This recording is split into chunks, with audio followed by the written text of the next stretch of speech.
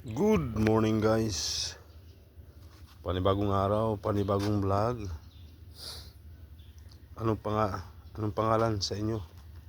Yung ganitong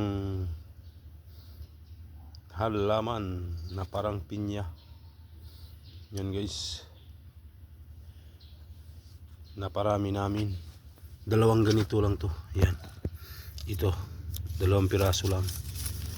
Yan. Pinapatanim sa akin noong kapatid ni ma'am na panganay. Yan, ngayon napakarami na. Pati sa kabilang bahay. Saka may nabibigyan na tayo ng ganito. Yan, mga mahilig sa halaman. Mga plantito.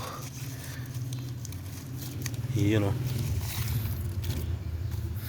May mga tumubo na pero sabi nila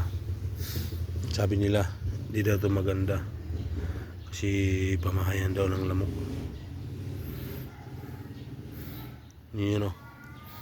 Pero dito dahil parating naka pest control, kaya dito sa likod wala ganong lamok. Yan o. Ang ganda ito guys oh. Oh, di ba? Ang ganda. Yung ibabaw niya, ibig sabihin ng ganito pa mamamatay na to. Ito. Pagkatapos ng bulaklak. Ang sisibol naman yan, ito. Yan. Yung mga saha niya. Yan. Maraming pwede na ilipat. Yan guys, dalawa. Yan, may mga tumubo na likaw. Ito Makati. Sagay ng manok. Anong tawag sa inyo yan? Yun o.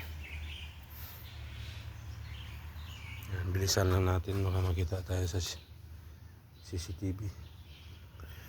Human CCTV. Yun o.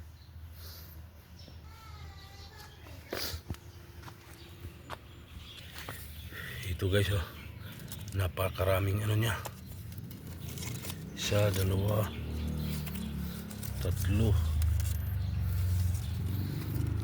Ang dami na nito.